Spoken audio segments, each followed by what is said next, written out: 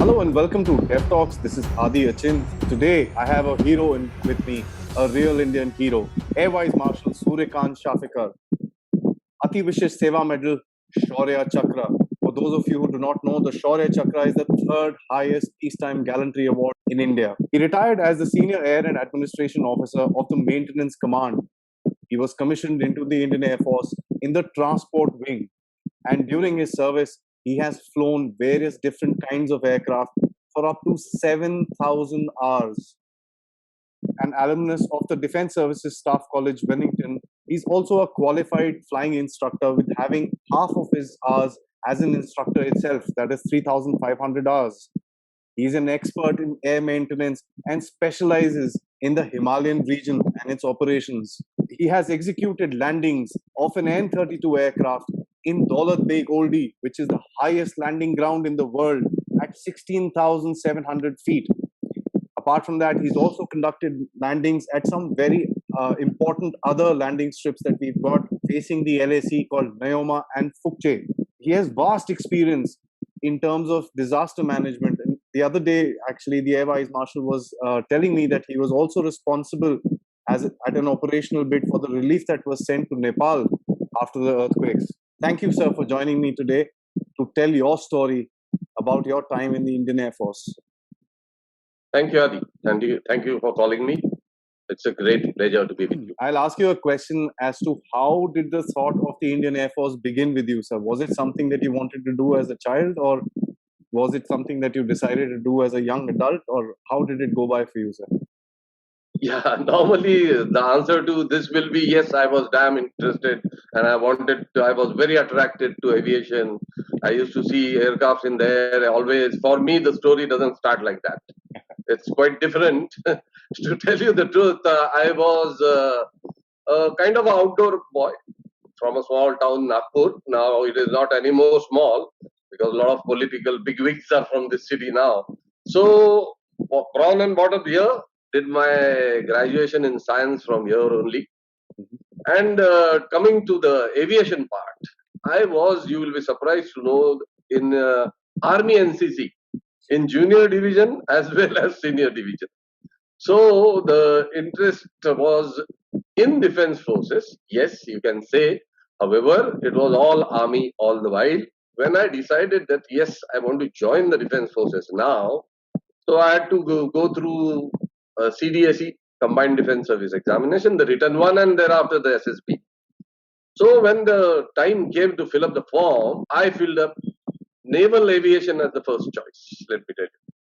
The second choice was Air Force, and the third was Army. Because till then I had made up my mind that yes, I want to fly. However, these were my choices.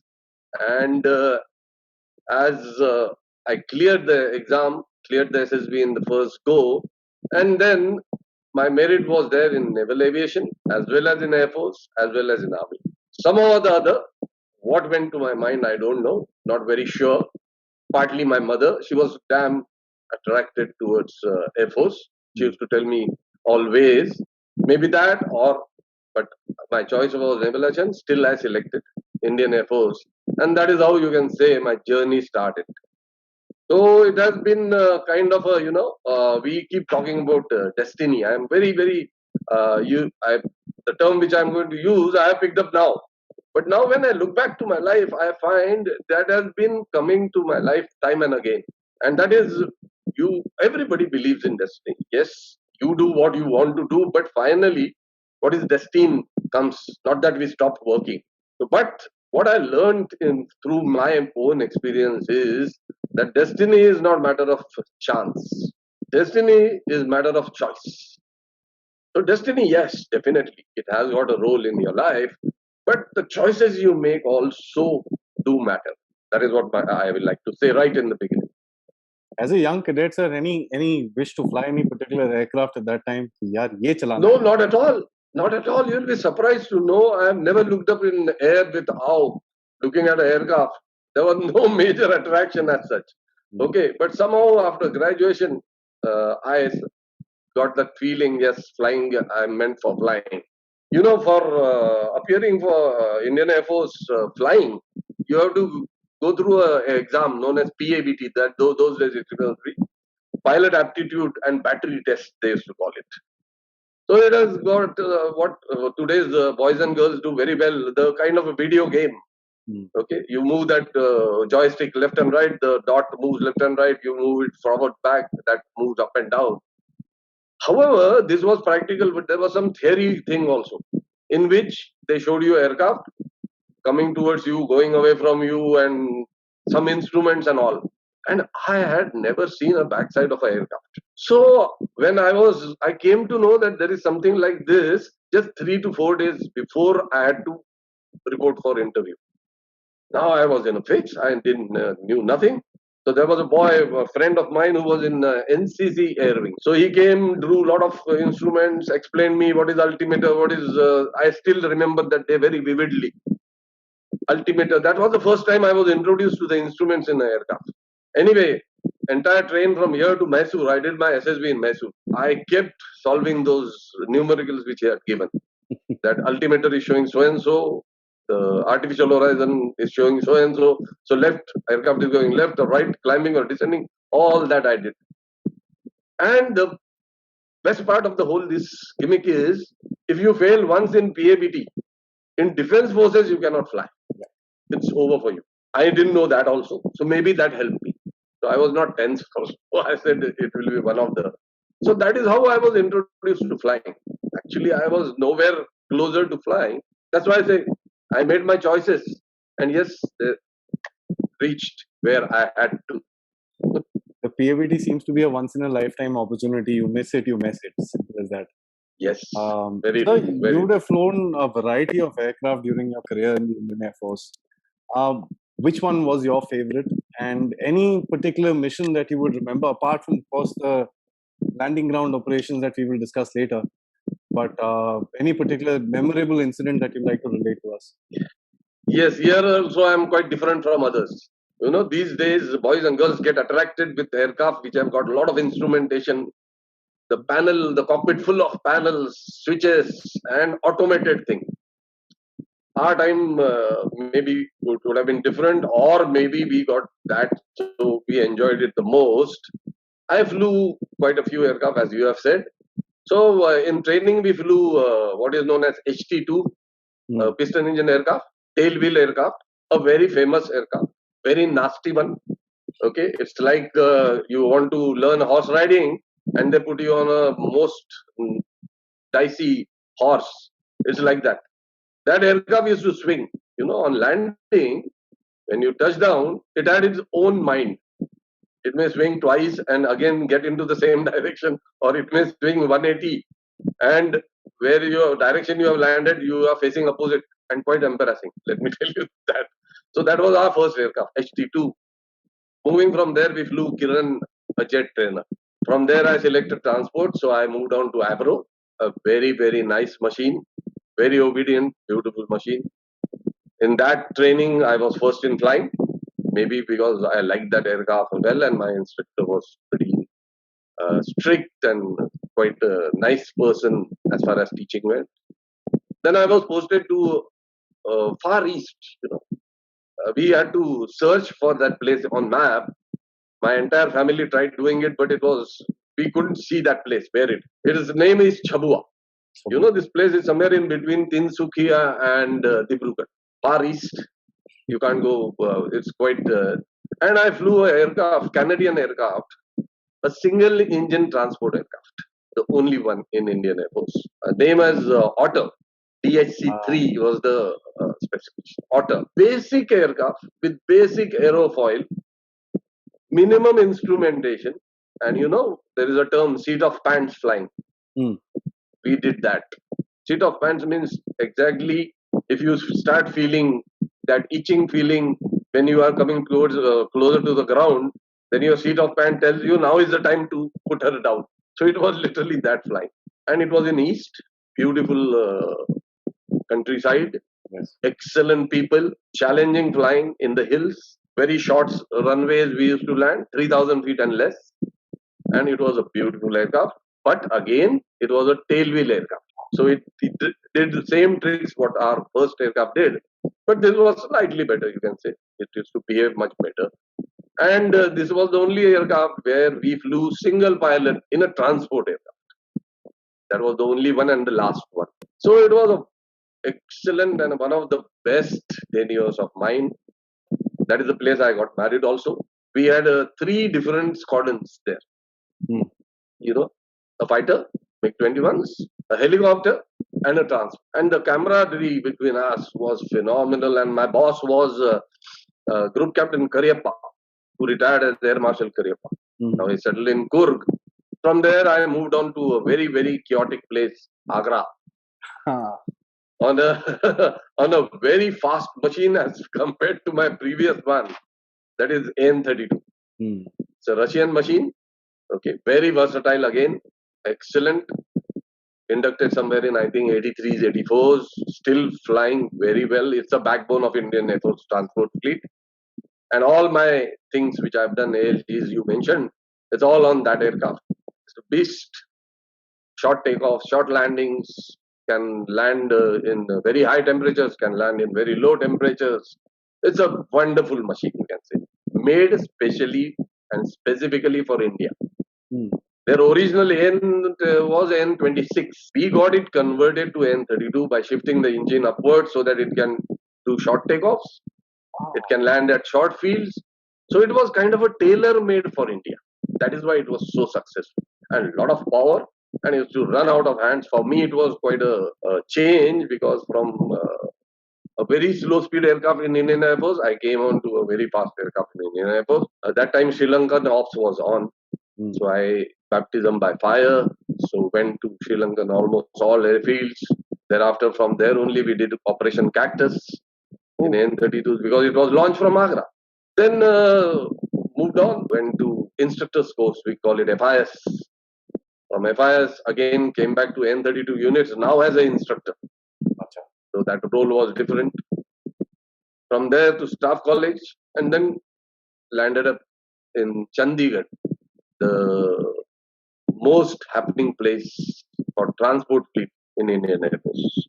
And here I brought it to Chandigarh so that your ALG story starts from there actually. That is Himalayan story starts from there. So I brought you to there. ALG story started from my first unit only in Otters.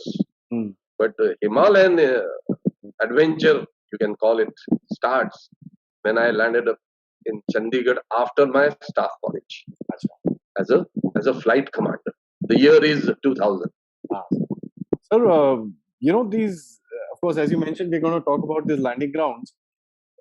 It had to be a lot of preparations and a lot of anxiety to get into something like this. And, fixing up a landing ground, the ground staff who do the work over there obviously did a brilliant job in all the landing grounds across the country, which are there in the front lines. And of course, the people that are flying in and out today, it's a hair-raising experience when you even see it. So I'd like to ask you, these operations that were conducted, as you mentioned, they started off in 2000 and the Daulat Beg Oldie, if I'm not mistaken, is the 31st of May 2008. We see the results of those efforts today when the Chinese came and stood on our necks.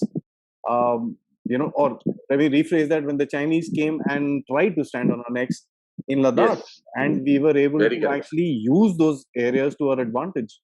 So there had to be some forethought that went into planning such trips, especially in Ladakh.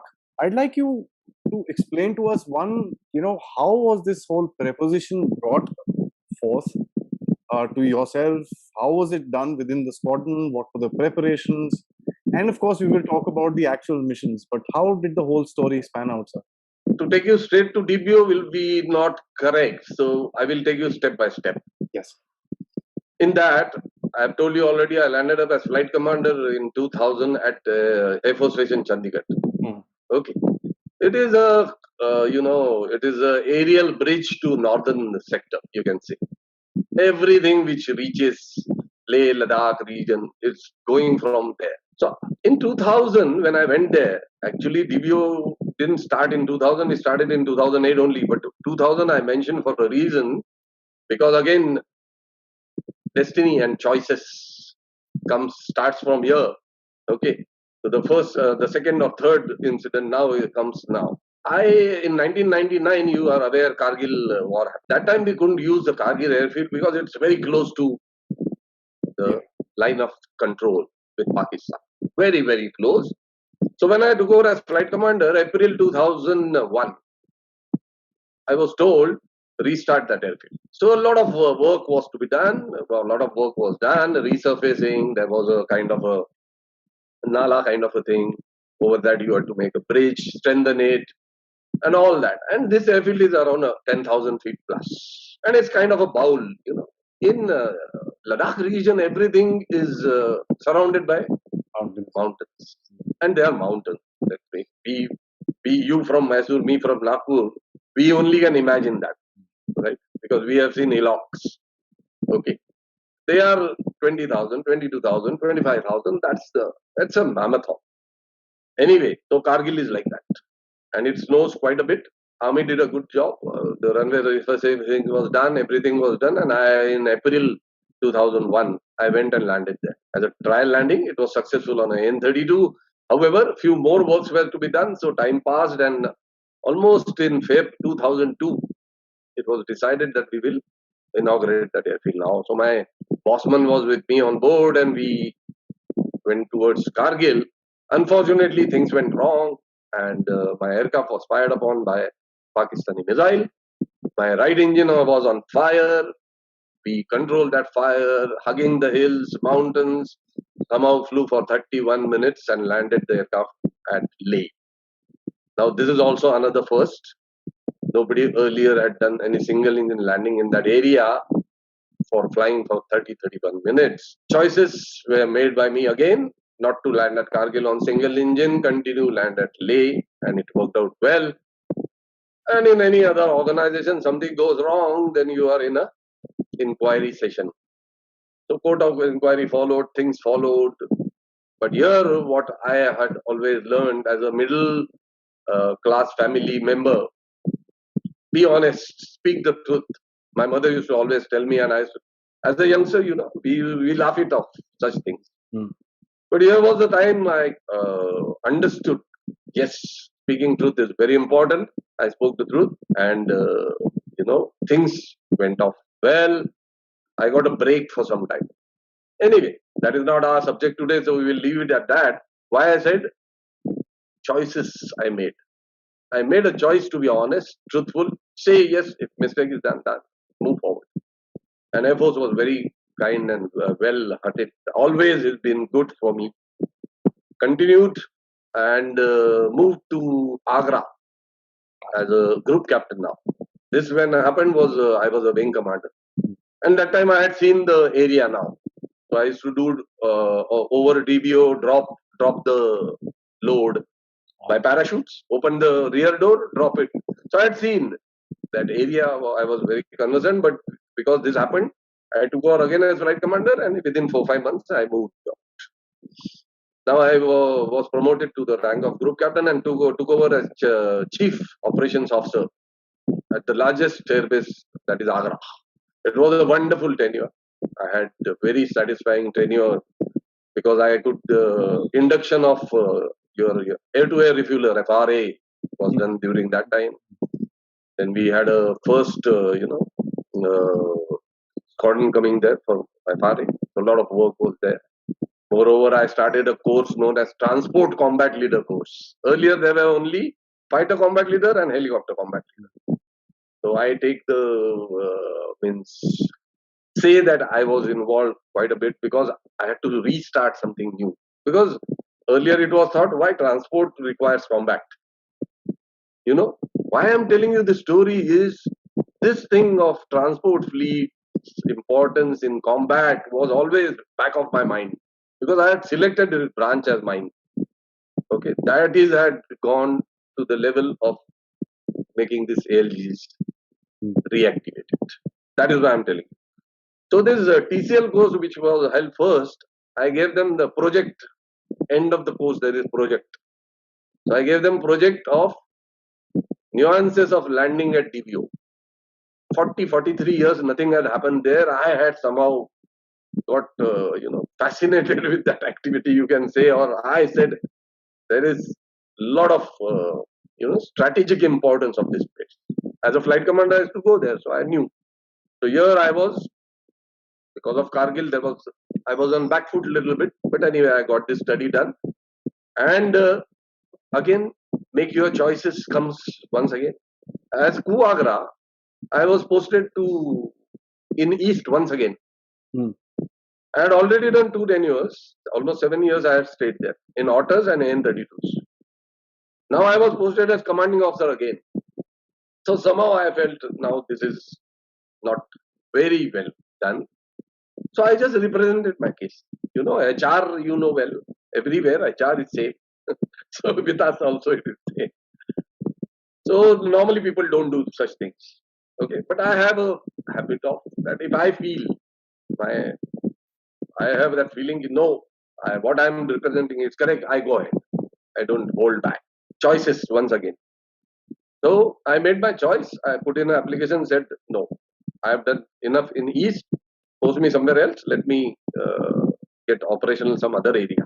And to my surprise, for a very very rare thing that my HR, we call it personal staff, they said you are absolutely correct. You should not have been posted there.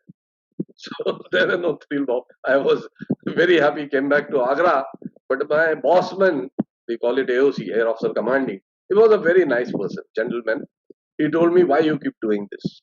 Now you may not get your commanding officer tenure. I told him it's okay. I've enjoyed chief operational officer's tenure, so it's okay. 1st Jan 2008, the signal said I'm posted to Chandigarh. Choices. You have to make choices, and for that you have to have guts. You have to be straightforward. You have to be ready to. Maybe you won't get, and the whole career may get spoiled. But you have to be your own. So it was a natural kind of a thing. Nothing very great. That is, but I am saying, yes, again a choice. And this choice nobody liked, and everybody predicted it's going to put me in trouble, and no, it didn't. So 1st Jan 2008, I was posted there, and 1st Jan 2008, Western Air Command had a new AOC named Air Marshal Barbara. Okay, so again, if things have to work out and you make right choices, this is what happens. So I took over a squadron, very junior officer, group captain. He was a Air Marshal. He took over the Western Air Command, and he visited my station in Feb of that year, 2008 only. Within 1 month, I took over. He visited. It's a very important place for Western Air Command for transport. So in that we routinely give presentations and things like that. I had given, but I had something other in my mind. I had decided that Barbara sir is a real go-getter, and if I have to do DBO, is the person, is the one who is going to clear me. Otherwise, Adi, 43 years, nobody had tried. Nothing was moving. Why not? As we move ahead with the story, it's quite interesting. We'll go ahead. But as of now, I'll tell you, I knew that this officer, my senior most boss, whom I couldn't meet directly or talk directly, the hierarchy of forces. I could talk to my immediate boss. My immediate boss has 2 more bosses, and then came Air Marshal Barbara. But anyway, I got a chance. He came to my squadron, so I had a chance. So after finishing that routine, I asked him, sir, I have one request. So my immediate boss was worried. I'm known to be quite, once I decide, I get going. So he was also surprised. What is he new? So I told him, sir, there is something DPO landing, and I will give a small presentation to you why it should be done and things like that. So I went ahead, told him the strategic importance, told him why it has not been done. I am surprised. Told him why it is required. Told him, yes, it is difficult, but for military requirements, taking risk is part of life. After all, we were military person. And to my I won't say surprise, to my happiness, and he said, yes, go ahead. And this I had done in front of all my entire squadron sitting in the briefing hall, all my youngsters sitting. And previous night, I had told my few people, selected people, that I have this in mind and I'm going to put across tomorrow. If he clears, we have to keep going. It's quite a difficult job, but we will do it. Now, why I call him a good leader is he knew about my Kargil fiasco. He knew that nobody is wanting to do this DBO because of a lot of things. As we move ahead, I will tell you why difficult. Okay. The word used was impossible, not difficult. Okay. But he was a man. And this is how, if things have to happen, you make right choices, right people land up there and things work out well. That is what my feeling is. So he said, yes, go ahead. This was Feb. He said, April, by April, you are going to come to Western Air Command, that is Delhi, Subrata Park, and brief me on this. I will call all other people also. So my squadron was gaga over it. Youngsters are very happy, if you get them channelized and give a very kind of a challenging job. They were on with graphs, this, that, everything was ready. In April, I went there, and to make the story short, because my stories are real long, and that DBO is very long because of the reasons. It has not been done for 43 years. So now in this meeting, interestingly, there were people from Pune, civilians, who deal only with soil. They are known as RRMT. There is an institution, runway rehabilitation and maintenance. They do soil testing, decide whether a runway can be made there on that soil. Okay, density of soil they calculate. They are expert in all this. So their representative was there. Technical boss was there, who decides whether this aircraft can go there or not. My flying people were there. My boss, that is CNC, was there. My immediate boss, that is AOC, was there. To cut the story short, I was the junior most there, and I am going to propose a landing. Okay, but then I do these things also pretty well. So the soil expert said no, and he gave a feeling that if the aircraft lands, it may go in, kind of, because they said soil strength is less, which was fact. Nothing to be denied. Number two came the technical people. They said this aircraft is not made to land beyond 13,000 feet. An elevation of DBO is 16,700 feet. So they said you are flying outside the performance of the aircraft. The OEM, that is original equipment manufacturer, says you can't do it and you want to do it. So I told them, I didn't tell them, I just listened to everything. Then my flying members came. Adi, there were 3 board of officers, we call it, done by 3 air vice marshal rank people, presiding officer, who had said that AN-32 should not go there because of all these reasons which I told. They had clearly said. So that was the background on which I was going to speak. So Air Marshal Barbara, as usual, said, yes, we have heard 3 people saying no. I have one person who says yes, let's listen to him. So yours truly went up on the rostrum, and I explained. In the beginning, I said I am not a soil expert. I know that I am going to operate beyond the performance parameters of the aircraft. However, I have, knitted some precautionary things within it. So it will be a safe thing. And then I said, the aviation experts are saying no, board of officer and all. I don't deny that they may be right, but as a military ops and considering the strategic importance, we should do. Then I showed graphs and which side the graph goes and all that technical details were done. Came and sat down. Now that everybody was looking at Air Marshal, he was sitting on the head. So he just asked me one question. I still remember the day very vividly. He said, Chafekar, hoga ki nahi? So I said, yes, hoga. And there he was, a leader true, ready to take risk for the country's sake. He got up and said, yes, we are going ahead with DBO landing. I was told to prepare the airfield with the help of army, because it was impossible to prepare the airfield without army. Rather, they only did it. Hats off to the army Jawans at 16,700. What they have done, we will, as we move ahead, we will come. So that's it. I just shot like a rocket from there to Chandigarh, and the preparation started. The first preparation was preparing the ALG, we call it, Advanced Landing Ground. Now, why we call it ALG is because it is not bitumen surface. It is not concrete surface as you have in Mysore runway or Nagpur runway or Delhi runway. It is unpaved, kacha. It is normal ground. Okay, and the problem was in 67 and then after again in 96 or once or twice, earthquake hit that place. So there was a huge crevasse right in the center of the runway. That runway was there earlier, but you can't call it a runway when I have a video for that for training purpose we had made. So when you see that, you will realize that it is not a runway; it is kacha strip. So these army jawans compacted it, put some oil, used oil, some water there, because water you don't get easily there. Everything is frozen. It is 16,700 feet. I went there 2-3 times to check whether the ground appears compacted well or not. Things like that. So that making that ALG was important, and hats off to the army.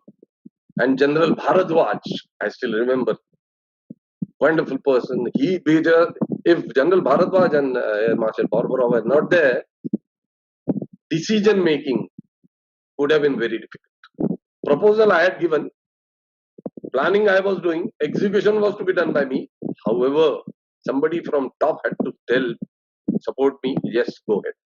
So these were the two gentlemen, officers, very senior officers that time, who really did a lot for us. And the ALG was ready. Now, why DBO is difficult? We will have to see for in 3-4 kind of headings. Number one, geopolitical situation there, kind of then geographical and terrain, geographically and terrain wise, what were the difficulty? And the third is aircraft problems. ALG problem I have already covered.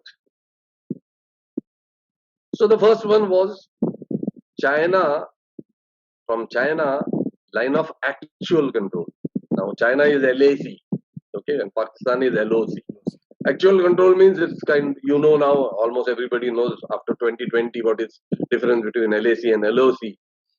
So this place is just 7 kilometers from LAC. That means from the hilltop they are watching us. From south, west, east and southeast.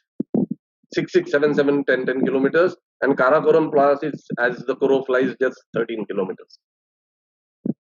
Very, very strategically important, because if China has to join Aksai Chin with Saksham Valley, which has been handed over to them by Pakistan in POK, if they want the road, it will go through DBO, east of Sechan, and they can connect. Right now, they go all around. Very strategically important. 5 cultures meet there: Chinese, Indian, Persian, Arabian, Central Asian.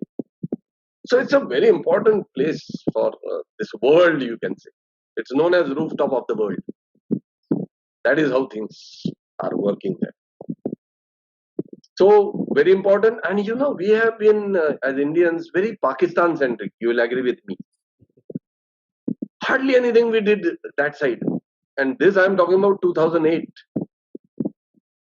Okay.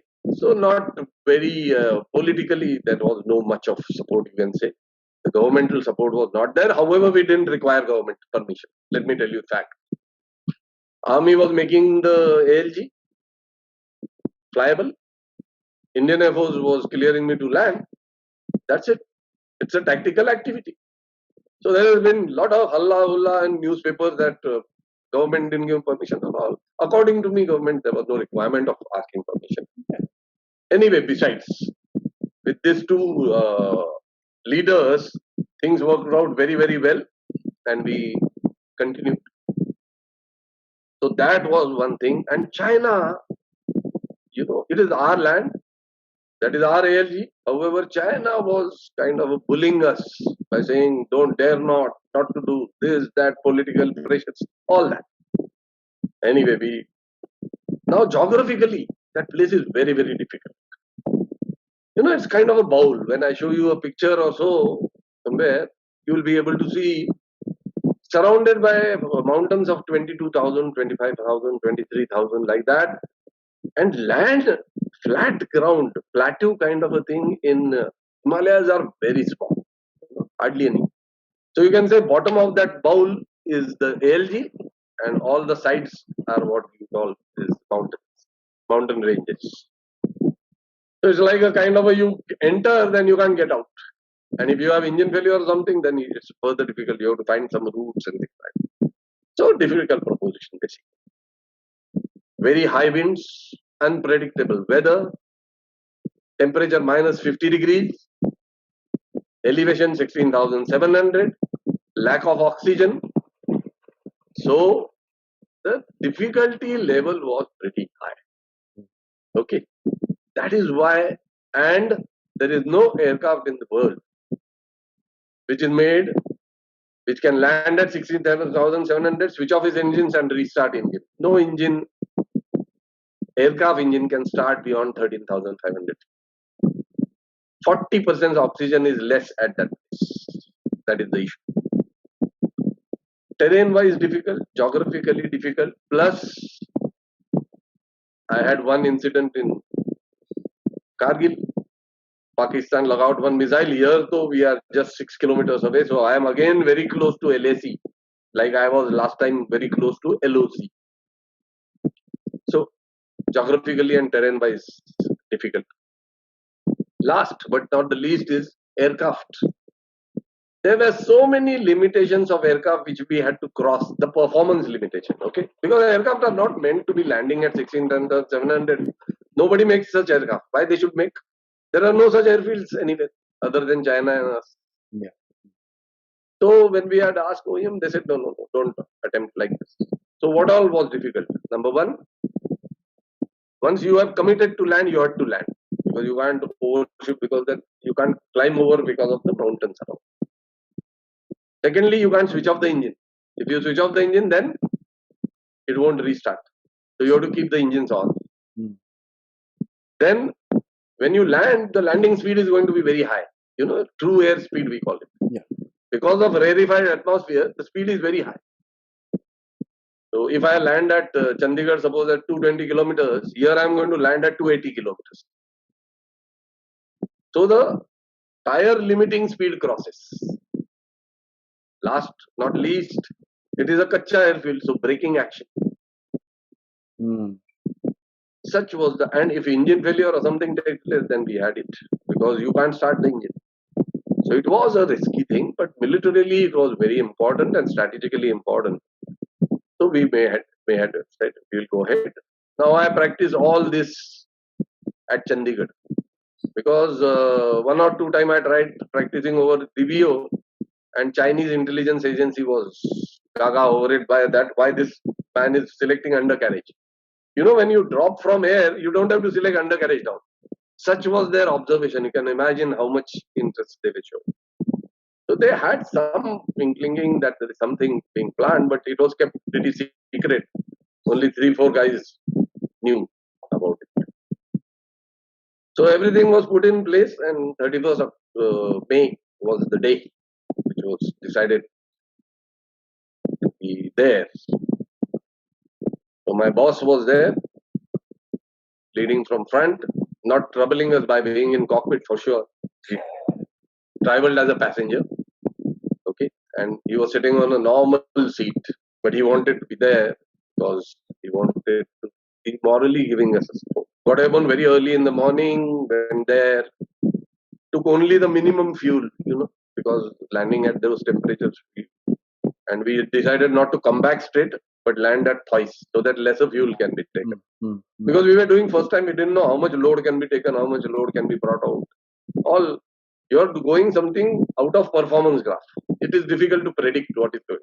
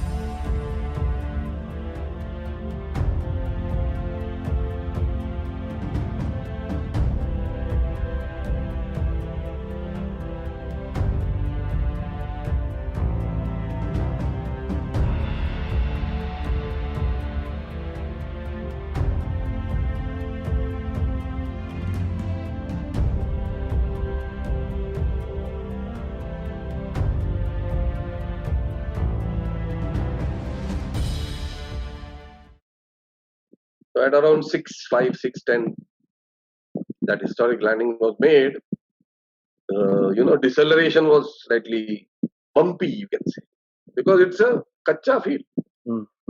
The car was kind of jumping, a lot of dust was being thrown, small stones were prop, were very small ones. They had compacted pretty well, but still, when after landing force, and then we kept the engines on. The General Saab was already there, General Bharadwaj. He had come by helicopter. So he and Air Marshal spoke to the people who had done a very, very difficult job of making this airfield ready. So he congratulated them, handed over some sweets, and engines were running still. So then we all got in and we took off. Now takeoff was difficult because there is a hillock right in front after takeoff. So you have to immediately turn right. And the power you get with full throttle also is lesser because of that altitude. Elevation is 16,700 feet, 40% less oxygen. And the, airspeed indicator, ASI we call it, which indicates the speed, gives a sluggish response. It doesn't nicely, smoothly, because of lack of air coming to it. So it goes in jerks. And speed is very important to get the aircraft in air. So we were slightly apprehensive anyway. Once we got the speed, we picked up, turned right, went and landed at Thois. And that is how the history was created, and a new chapter of Indian Air Force and for entire defense forces started. As we were landed in Thois, we got the information that China has asked for flag meet. Now you can imagine we are landing in our place, our area, just closer to this, but questioning is there. Anyway, that was tackled. They called for flag meetings once, twice, thrice, all the three times they cancelled it. Because they also would have wondered what to ask them. They are landing in their own place. However, that was the apprehension in their mind, you can imagine. That is how we knew that, yes, what we were anticipating, that there is going to be strategic importance of this place, we were right. There was, and there is, which proved in 2020, as you mentioned earlier. Correct. Thereafter, again, I almost did 50 to 60 sorties there. Okay. The Johnny there who was positioned, ITBP's position and a little bit of army, if they had their rotation is done fast, 3 months, 4 months, because 16,700 you can't stay for long. To come to Thois, they had to walk for 15 days, and average height they used to walk over was 13,000. You can imagine what state of affairs. When my aircraft went there, you should have seen their glee on their face. Oh, they were so happy. Because in 20 minutes, I was going to get them to Thois. And the first time I went, after this trial was over, then Bossman, as usual, I knew he will say, no, it is not only trial, now start operations. I was ready for it. So we started operations, and the first time I landed, you can't switch off engines, I told you. So a lot of dust is risen, engine sound, and the people are roaming around. Aircraft is quite a activity in itself. So I declared I will take around 15 to 20 passengers back. Twice. So in second, like a zippy, everybody was inside. So keen to get into that thing. Because after so many years, they were going to experience something like this. So when I landed at Thois, I just went back. They were thanking me to get. I observed that none of them had any luggage with them. So I asked them, "You're on leave. Where is the luggage?" One chap says, "साहब जी, आपने बोला चलो, हम तो तैयार नहीं थे, but 20 minute में पहुंचना था, तो हम बैठ गए." So I asked them, then how are you going to enjoy your leave? They said like this, and घर वाले हैं तो. Such was the enthusiasm. You can imagine, you and me sitting here can't understand them. Okay. So this landing was important for casualty evacuation if something went wrong for them. Then the rotation of the troops, if at all it was required, and giving them daily rations. We started landing. So they got things which they would not have imagined. their ammunition, their clothing, their logistics, basically logistic support was fully there. And whenever my aircraft used to drop, if they had some emergency, I used to think, what will my boys do if they have emergency? You can't get out of that. You have to go via escape route. So now they had a choice of putting their aircraft down at. So the whole crew, people, passengers are safe. So such were the 4, 5 things, but the strategic importance was topping up on the cake. We realized definitely. Then of course we landed at Chandigarh. My boys were very enthusiastic. They had all done the shooting for training purpose, and so they made CDs within 3 hours. And when the press conference was held in Chandigarh, that was handed over to the reporters. Why I'm telling you this? This is no secret. I'm not divulging any secret. This is all available in open. Okay. At 2008, the Chandigarh newspapers had that CD. And it was thereafter we continued almost 50, 60 sorties. And in 2013, when I was the boss there in Air Headquarters, Hercules also landed there. Yeah. And Hercules is the one who did all the ferrying of troops in 2020. So that was the story of DPO. And for me, as a person, as an individual, it was a very big thing because I had just seen something going wrong in Kargil, and here again worst conditions. That was 10,000 feet elevation. This was 16,700, world's highest airfield, closest to Chinese, and everything kind of impossible. So I almost use impossible as my stepping stone and did it, you can say. So partly it was like that. So that is how the DPO story went. And the youngsters, my squadron boys, had done a wonderful job in calculating the things, making the graphs, overall preparation of aircraft. My technical staff was at it, minimum weight, best of the aircraft. Because something goes wrong there, you will have to leave the aircraft. That is the danger. It was a combined effort by my squadron and my technical staff and the boys and the airmen and that is how we could achieve it in 2008. And then we continued almost for a year. Quite a hair-raising experience, I must say, sir. Especially yes, definitely. Getting into but then, yes, but now youngsters are youngsters. After this hair-raising experience, I thought they will let me relax and enjoy my leftover tenure. So they said, no, sir, let's do something more. That is how the other two ALGs came. This was May to, yeah. They were done in the same year?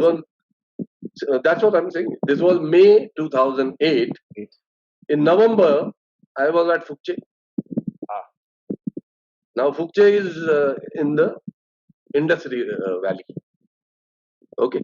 The eastern edge of river is with China, and the western is with us. And this airfield is just next to that. And it is at 14,500.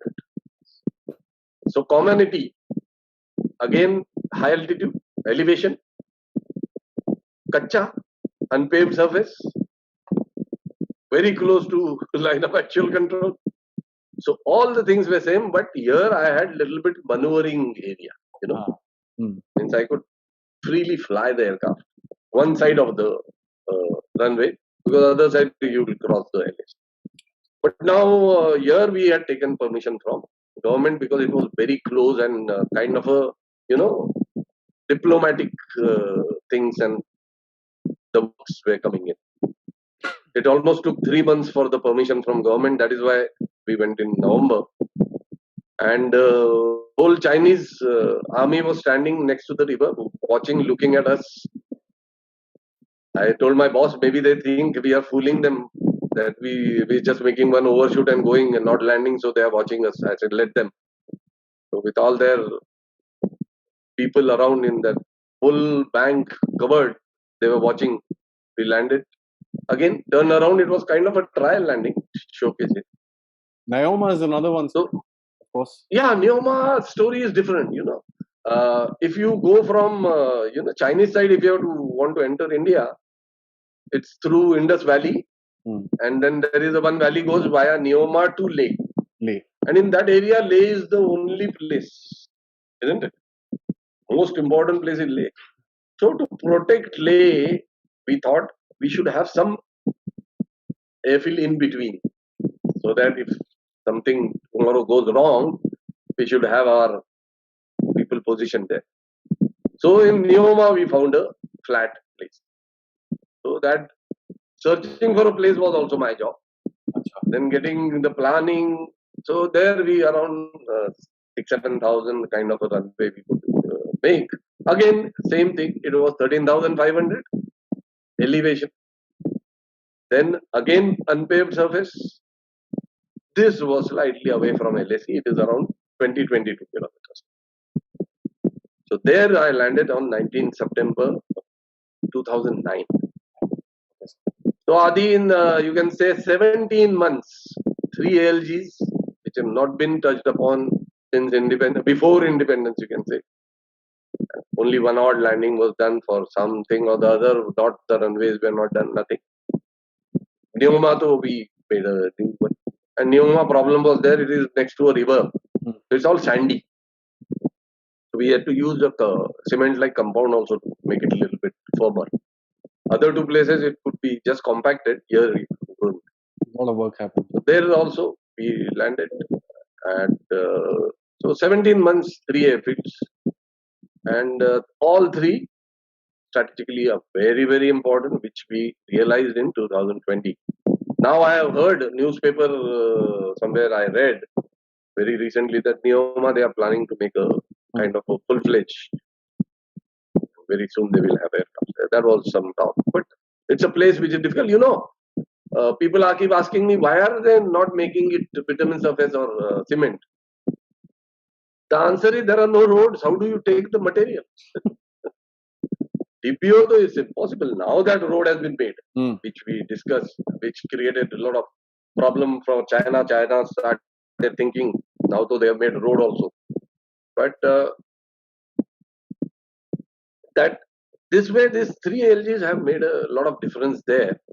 And now I hope after this road is made, things will be good for us. And now we will start looking towards China front also. And it proved that making these LGs or restarting these LGs made a difference to the overall scene. Because in 2020 we had to induct the forces very fast. Yes. So the DBO LG was used. That's all about the LG stories. And I'm indebted to my youngsters. The amount of work they did for this, and I fully believe thereafter. I believe that if you handle the youngsters and keep challenging there by giving some challenging tasks, they are one of the best workers. And they used to do everything voluntary. I never had to. I used to just plan, and on the main day fly. Rest all they used to be very, very keen to do the calculations, do the preparations, what is to be done. So it was a wonderful thing for my squadron also. From then on, my squadron has really been, it has come up. And N32 once again proved that it is a wonderful machine. And that, as a matter of fact, is your Shaurya Chakra story as well, sir. Yes. I never, Shaurya Chakra you normally get. See, again, choices. I come to destiny and choices. Once again, I told you many times I will come. That is why I am so firm on that you have to make right choices. Shaurya Chakra normally is given especially for Air Force people, if they have some emergency somewhere in the air and they do a good job. My Shaurya Chakra again is different because I volunteered to do a job which they were saying, please don't do it. For reasons, for right reasons. But because of the strategic requirements and things like that, I went ahead and did. So I have planned to do something which was impossible. Whereas normally peacetime awards are, you get into a situation, you retrieve it well, Like aircraft emergency happens, you control it quite nicely and done. So if at all I was to get Shaurya Chakra, I should have got for Kargil. However, here I was, even after this choice I made, I decided that I will go and land there. And that was really appreciated by all because the strategic importance was understood. And let me tell you, in India, somehow strategic thinking is not that yet established, not that we take quite an interest. Because that time nobody said that there is some strategic importance in this, mind you. This word Now, strategic has just come into discussion, sir. Yes, you're right, exactly. And DBO landing also is strategic, was said only after 6 years after I landed. Somewhere in, 15, 16. And 2020, though it was proved. But my boss and me were very sure that definitely it is a strategic activity. So you can say a tactical action resulting in a strategic result. result. No, it is very critical. So one can actually see, because at the end of it, if we didn't have these kind of airfields, one of the things that we can see, of course, Pengongso is a different story altogether. But the current standoff with the Chinese is at in the Depsang Plains, wherein the DBO airfield is. Yes. So it is still under contention with the Chinese. So it's not that the Chinese are. And don't you think, Adi, it's not going to end? The way it is going, we are seeing it is more than a year now. Okay, so it is a constant activity, and their road and railway line network is phenomenal. Yes. Phenomenal, that area. And with this opening of 3 ALGs and the road, now we have some standing in that area. Clarity, yes. And it's a very, very difficult terrain, let me tell you. Hats off to the army Jawans who are working day in, day out there. And for them, AN32 sound, itself is such a pleasure, because after so many days, when if weather sometimes clams on for 8 days. Yes. And it's very lonely, Adi, there. So even if one aircraft passes by their post, they are thrilled. It may not be dropping at their place, but crossing over, still it's an indication of life around. That there is somebody to look after you. It's a very difficult place, terrain. And I will tell you one kind of anecdote which I forgot. When I used to go for this DBO, checking up whether that soil has been compacted well and all. So I just carry one kind of a instrument and try digging and things like that. So one 18, 19-year-old boy, ITBP Jawan, walked up to me one day. There I had to be very careful. If you walk 4-5 steps very fast, you will fall unconscious. You have breathing problem because 40% less oxygen. So I was slowly getting into the thing and doing that. So he walked up to me and he said, "Saab ji, हमारे पिताजी भी यहीं काम करते थे."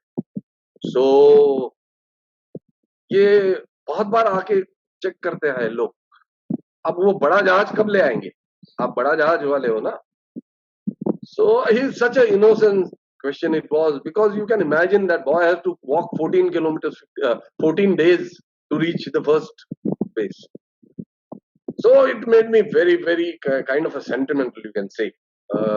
Fauji's are not supposed to be, but then I felt something in me. I said, no, I was doing this. Now though I have firmed up, I will come.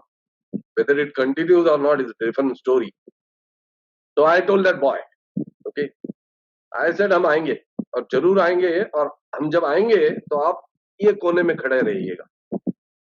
हम जब बड़ा जहाज लेके आएंगे आप इधर रहेंगे, तो हम आपको आपके बड़े साहब से मिलाएंगे और बताएंगे कि आपके कारण हम लैंड कर रहे हैं. And Adi, I was so happy to tell you, the day I landed, that boy was standing exactly the same position which I had told him. See the impact on these people. It's life for them. It's life for them. So I had requested my boss, he said, one separate this thing, hand over to him when he comes. So I called him. I called him over. Said, oh, he came running, jumping. That altitude, they are acclimatized. These boys run there. You see them, you get scared, they run. He came running, jumping. took that thing, and the smile on his face, it's one of the best gift ever I could get. Shaurya Chakra Wall was for the public, but I got my thing there. So at times, in this job, uh, activity, especially transport fleet, the humanitarian assistance and disaster relief you do, the amount of satisfaction you derive out of this is a phenomenal thing. Oh, it's a peacetime role is a different story. We can definitely talk about it sometime others, and there are stories within the stories. Absolutely. It's a huge job which undertaking. The entire, as I mentioned, Chandigarh is a lifeline for North. Yeah. It's a place which they are the people who are doing this, and day in day out. And army people, they stay there. You can imagine. I used to just go there and come back. These people are staying there. So DPO was very important for me because of that reason also. That they have at least, even having back of mind that tomorrow something goes wrong with me, there are people who can come land and pick me up. Pick me up. That feeling gives them additional this. And now, though so much of strength is there, and everything you have to put there before winters. Every day, even their breakfast, lunch, dinner is being dropped by air.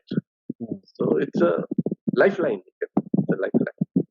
I think now it's become a regularized operational area because of the requirements. No, it was always, but the airfield we had were only lay and thighs. And further up, we used to do drops. Now, drops, what happens, Adi, is because of the wind speed there, 130 kilometers, 110 kilometers, 80 kilometers. We drop at 1,000 feet, open the ramp and drop. There is a parachute. So, generally it falls quite nice. But take the example of Siachen. It's a glacier. And in that, that poor chap has got one post. There may be 1,000 crevasses all around. If it doesn't fall where he has made that chota square, he will not retrieve it. He will let it be there, put a orange flag and say when I require. Because for walking that much, now they of course have snow scooters and all. So drop, there are losses and they have to do a lot of activity. Landing means it's a home delivery. So it makes a difference. But you can't find much landing grounds there. So it's a catch-22 situation. Some places, helicopters do a wonderful job. Where one can't imagine, they just put one skid there, offload some 10, 15, 20 kgs, move out. Means they don't land fully. Such and at that altitude, it's very difficult to operate. Helicopters are also doing a phenomenal job. Army and Air Force helicopters. They go where we fixed wing can't go. So their places are more remote. Amazing. So it's a difficult. Sorry, please go on, sir. No. I said it's a difficult and combined effort of Army and Air Force. You keep speaking to a lot of generals and things like that, and words like synergy and this and that are spoken about. But here in this activity, not a word is spoken about synergy, but the synergy is seen on the ground. The amount of, if they had not prepared DBO ALG, it was impossible for taking an aircraft there. I'm telling you. It's the Army Jawan's effort, guided by Lieutenant General Bharadwaj and his people, and the engineering corps, which engineering regiment they had. They did a phenomenal job. And it's not luxury, you don't get every material which you require there. The center line was drawn by Chuna. Normal. Why? Because you can't paint on kacha. Yeah. And we have something known as runway markers. It tells you how much runway is left so that you can decelerate and things like that. You can't make there. So they put jerry cans, empty jerry cans, covered with a white cloth. On that they wrote the number 1, 2 means 1,000, 2,000 like that. Such phenomenal thinking. what is available, optimal utilization of what is available, and still going ahead with operations and safety paramount. No compromise in safety. So many sorties we did 50, 60 thereafter. After each landing, they had to compact the surface. Let me tell you that. Poor guys, that road roller rod broke once. They manufactured one there local and attached it and did it. Because you can't take anything there. It's a difficult act. Mm-hmm. Yeah, hair-raising stuff, sir. At the end of it, it makes one think. We demand so much out of our forces. What goes behind those demands is something that we must understand. Of course, Exactly. the frontline guys are the most critical, but it's the backbone of the Air Force which is actually making it fight. It's the backbone of the Army that is making it fight. It's the backbone of the Navy Yes. which is making it fight. I told you now, Chandigarh can be said to be having an aerial bridge to north. Ah. It's a continuous job, 365 days. And sometimes if weather goes bad, then those many things, what you have, that western disturbance which passes, it really clamps down the whole thing. Then the backlog gets created. Now COVID is going on. All the Indian Air Force transport aircraft you can see going all over Germany, this, that. Okay, I keep wondering what is happening to my guys there. You know, that job is continuous. These are add-on jobs. Almost 30,000 plus tons is airlifted. In the world, this is a phenomena, let me tell you.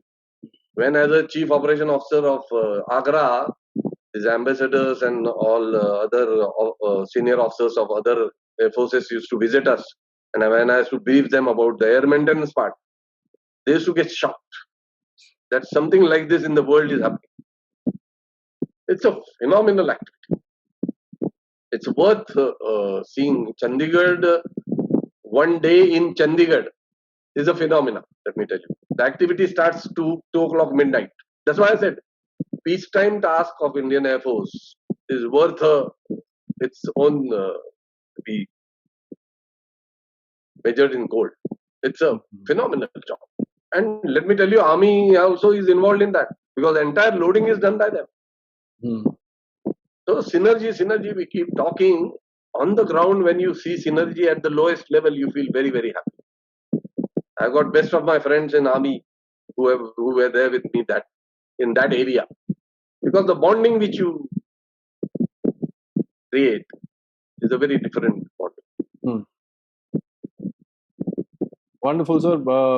This has been it's been an eye opener of a talk, and you've taken us through the story of your life as well as the happenings of those times, which is the most critical. Yes. And one can actually realize, certain decisions taken, and it is also true for today's environment as well.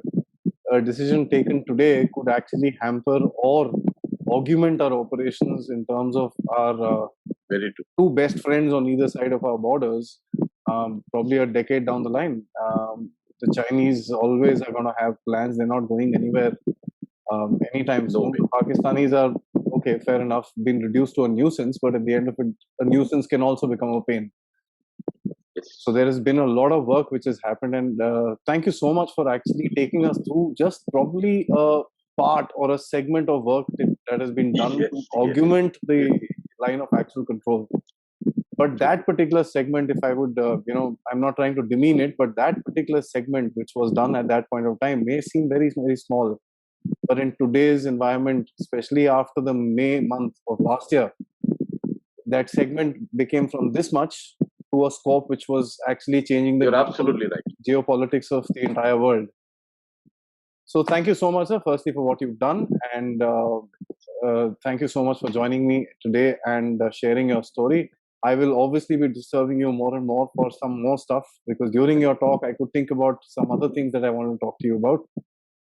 For example, if I may just put it online as well, how did the entire mobilization of the armed forces actually happen? We all talked, oh, we stood in front of the Chinese and this and that, but I don't think most of us even realized how that thing was actually done. Taking 90,000 troops with food, with equipment, with ammunition, with tanks, and so on and so forth, is not an easy task. So thank you once again, sir, and for spending this time with me. and I'll catch you up another day, another subject. Thank you very much. Thanks for inviting me. And it was my pleasure to speak to you, Adi. Thank you. Thank you, sir. Jai Hind.